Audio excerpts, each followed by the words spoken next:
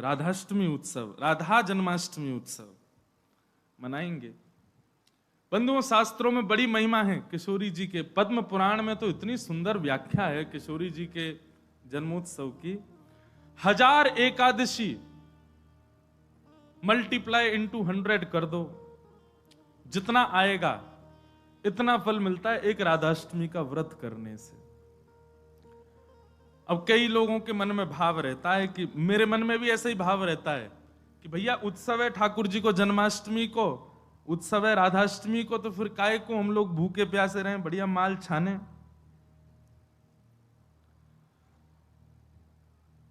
तो भाव तो रहता है, पर शास्त्रों में बड़ी महिमा है। व्रत करने का नियम मूलतः इस भाव से होता है कि भाई जब हम अन्न का सेवन नहीं करते हैं तो अन्न सेवन ना करने से आलस्य जाता है। अन्न सेवन ना करने से मस्तिष्क में, मन में नकारात्मक ऊर्जाएं नष्ट हो जाती हैं।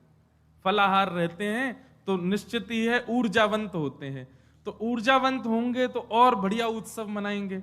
लेकिन बिल्कुल ही आहार ग्रहण नहीं करोगे तब तो फिर मतलब व्रत इसलिए करना है कि उत्सव में आपसे आपकी ऊर्जा पूरी लगे, आलस्य ना आवे, नकारात्मक भाव ना आवे, मन में कोई दुर्भाव ना आवे, इसलिए अन्न का त्याग किया जाता है। बाकी तो उत्सव में तो खूब पाओ धुआंधार, लेकिन व्रत करने से आपके उत्सव में बेहोशी आ रही है महाराज और बिना भोजन किए कुछ तो फिर उत्सव को भंग करने वाली बात हो जाएगी।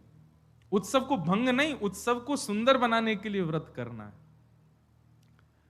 तो राधाष्टमी उत्सव पर इस बार व्रत निश्चित करो, हर बार ही करो। वैसे तो शास्त्रों में दशावतारों में 4 अवतारों के व्रत करने की आज्ञा दी है, रामनवमी और नृसिंह चतुर्दशी, कृष्ण जन्माष्टमी और वामन द्वादशी।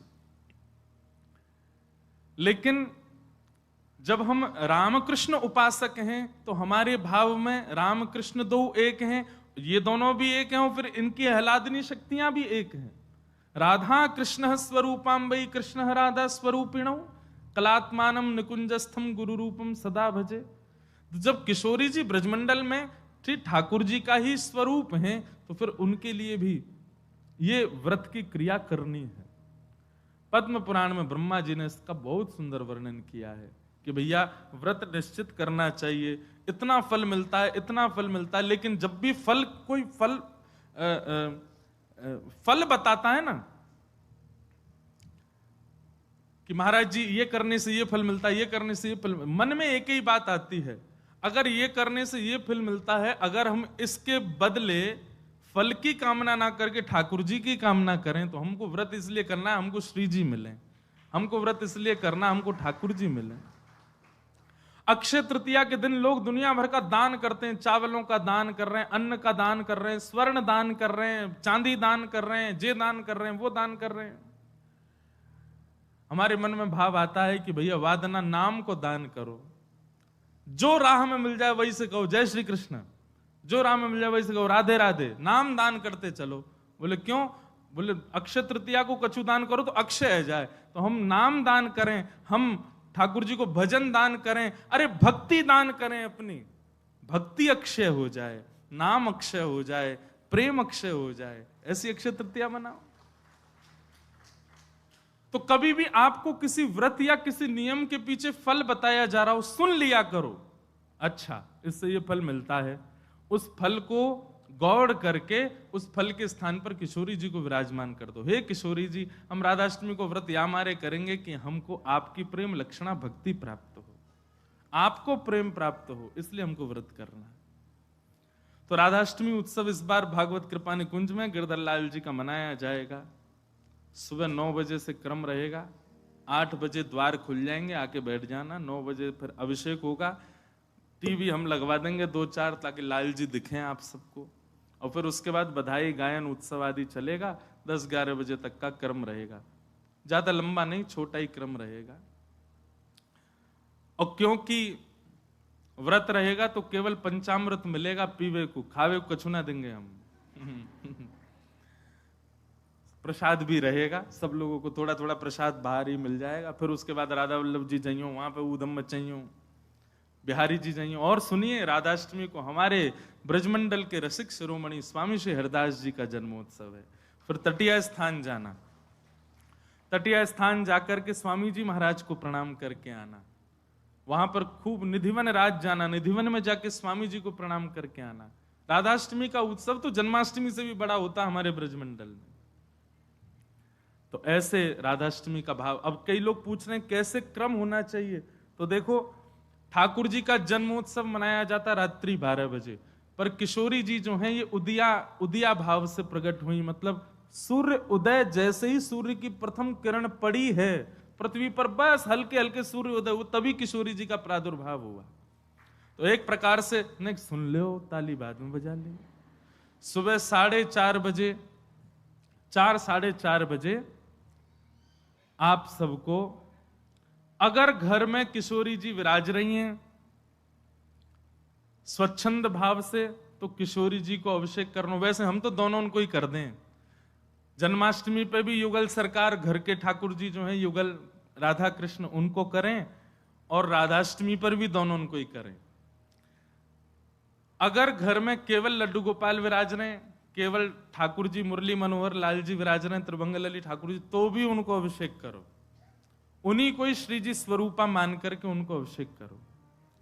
वैसे तो नियम ऐसा है कि जन्माष्टमी और राधाष्टमी को रात्रि भर जागरण करो, रात भर उत्सव करो, रात भर नाचो गाओ आनंद करो, किशोरी जी को प्रादुर्भाव होगा। और किशोरी जी वास्तव में शयनावस्था में हो, कमल के पुष्प ले आओ और सुंदर सुंदर कमल के पुष्पन के बीच में किशोरी जी के श्री विग्रह को विराजमान रखो, वही में ही पौढ़ाओ, क्योंकि ऐसा भाव शास्त्र में है कि कमल के मध्य से ही किशोरी जी प्रकट भई। तो कमल मध्य में किशोरी जी को विराजमान करो, घर पे ठाकुर जी हैं तो ठाकुर जी को विराजमान रखो। और प्रातः काल 4 बजे है तो महाराज शंखनाद करो, बधाई गायन करो, सुंदर घंटे घड़ियाल नगाड़े आदि बजाओ, वाक्य बाद में दीप प्रज्वलन करके किशोरी जी को प्रादुर्भाव करो। फिर वाक्य बाद पंचामृत अभिषेक करो, पंचामृत अभिषेक करवे के बाद में सुंदर किशोरी जी को श्रृंगार करो, श्रृंगार करवे के बाद भोग धराओ, भोग धरा करके फिर किशोरी जी की आरती करो। आरती करने के पश्चात फिर खूब नाचो, इतने नाचो इतने हम तो अभी जयपुर में एक बात कह के आए, उत्सव तब तक मत मानो कि नाचते नाचते उत्सव करते करते डॉक्टर के पास नहीं जाना पड़ जाए। अगर आपको दवाई नहीं लेनी पड़ी तो समझो उत्सव मनाया ही नहीं आपने। शादी ब्याह होता है घर में, तो लड़की का जो भाई होता है या लड़की के पिताजी, लड़की के मामा, लड़की पक्ष के, लड़का वाले तो ऊधम करें, लड़की वाले इनकी कमर कसे, उनके जेब में 2-4 दवाई पड़ी रहती है, सिर दर्द की, पेट दर्द की। क्यों, हमारी तो बड़ी 3 बहनें, तो उनको पता है, एक दवाई रखी रहेगी, क्यों सिर दर्द हो रहा है, सो नहीं पा रहे हैं। तो तभी ब्याह माना जाता है, जब पिता और भाई ये बिल्कुल श्रमित हो जाएं, तब लगता है हाँ ब्याह हुआ।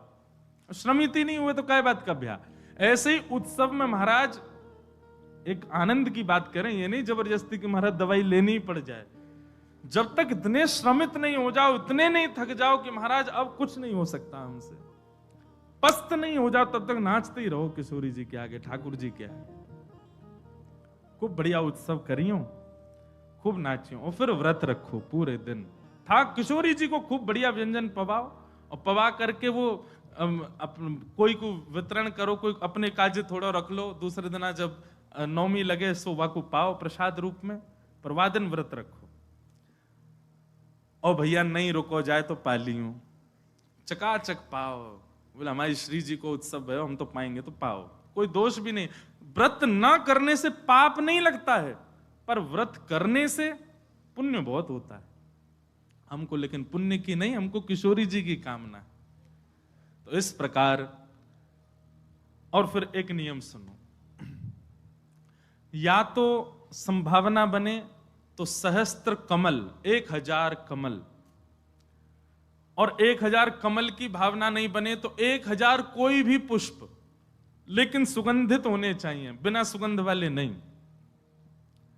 मोगरा के हो जाएं, हार श्रृंगार के हो जाएं, गुलाब के हो जाएं, और यदि व्यवस्था बन जाए तो कमल 1000 हो जाएं, किशोरी जी के अभिषेक के बाद, आरती करने के बाद, सब आरती आदि पूजन किशोरी जी को भोग लगाने के बाद, फिर उसके बाद 1000 कमल से श्री चरणों की अर्चना करो। अब अर्चना में तो कई लोग ऐसा भाव रखेंगे कि राधा सहस्त्र नाम गाओ, राधा सहस्त्र नाम से 1000 कमल चढ़ाओ, पर हमारी भावना ऐसी, गोपाल सहस्त्र नाम से चढ़ाओ। गोपाल जी के नाम से एक एक कमल ठाकुर जी, क्योंकि भैया धन धन राधिका के चरण। किशोरी जी का अभिषेक करने के बाद, भोग लगाने के बाद, आरती करने के बाद सहस्त्र कमलों से गोपाल सहस्त्र नाम पाठ करके किशोरी जी को चढ़ाओ। और वैसे तो देखो भाव बहुत सारे हैं, पर मेरा भाव तो यह है कि ठाकुर जी के नाम से किशोरी जी के श्री चरणन में पुष्प अर्पित करो।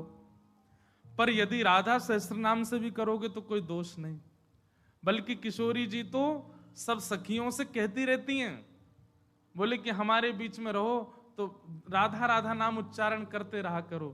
तो ललिता जी ने एक बार पूछी, बोले हे श्यामाजू, आपके निकुंज में बैठ करके राधा राधा क्यों बोले? आपको इतना प्रिय अपनो ही नाम? बोले मोह को प्रिय ना है। तो बोले मेरे चित्त में श्याम सुंदर बैठे, उनको प्रिय है। तो राधा राधा आप उच्चारण करेंगे तब मेरे चित्त में विराजमान ठाकुर जी सुनेंगे तो उनको सुख मिलेगा, उनके सुख के लिए मेरो नाम गाओ। तो यदि राधा सहस्त्र नाम से भी अर्चना करो तो भी ठाकुर जी प्रसन्न होंगे, और गोपाल सहस्त्र नाम से करो तो श्री जी प्रसन्न होंगे। तो दोनों भाव से आपको जो बढ़िया लगे।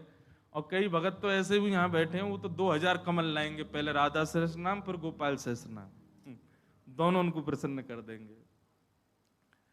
तो इस प्रकार किशोरी जी का भाव रखना और फिर पूरे दिन बढ़िया उत्सव मनाना।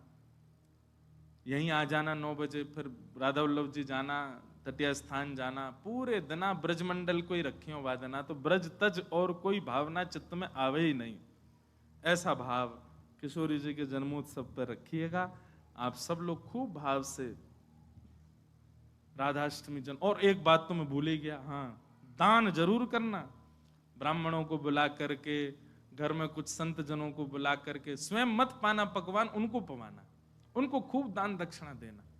काय बात की? बोले बधाई है, हमारी लाडली जी प्रकट भई है, वाकई बधाई बांटते रहो। नहीं तो कछु नहीं चले तो 10-10 की गड्डी ले लियो और पूरे टम्पू और रक्सान में घूमते सबन को बांटते चलो, लो भैया हमारी लाडली जू की बधाई है। अरे उत्साह, ये तो मैं बता रहा हूं मंच से, ये बताने वाली बात नहीं, आपके मन में अपने आप आनी चाहिए ये सब बातें। हमारी लाडली जी प्रकट भैया, हम कहा करें आज।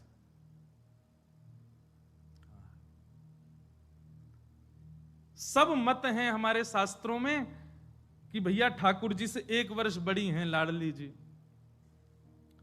कई भाव ऐसे बताए जाएं कि 1 साल बड़ी हैं, और कई भाव ऐसे बताए जाएं 15 दिन छोटी हैं। पर अधिकतर ब्रजवासी 15 दिन छोटी वारो भाव ही माने। लाडली जी ने छोटी हैं लाडली ठाकुर जी सो,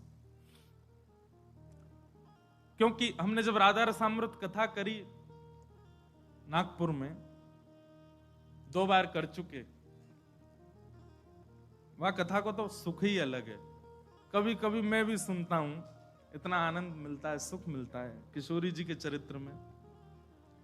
तो वहां एक प्रसंग सुनाया था मैंने कि जब किशोरी जी को प्रादुर्भाव भयो तो नंदरानी यशोदा भी आई हैं लाल जी को लेकर के। तो उससे ये बात प्रमाणित होती है कि ठाकुर जी को जन्म पहले भयो है, 15 दिन बाद किशोरी जी भई हैं। पर कई लोग अपनी कई भावनाओं को सिद्ध करने के लिए जबरदस्ती पर इसी बात पे अड़े रहते, नहीं नहीं 1 साल बड़ी हैं लाडली जी, 1 साल बड़ी हैं किशोरी जी। कईयों को ब्याह करने होते हैं ना बड़ी से, तो वो कह देते राधा रानी भी तो बड़ी थी। देखो आप अपने निज कार्य में कुछ भी करो, पर जबरदस्ती लाडली जी ठाकुर जी को मत लाए करो।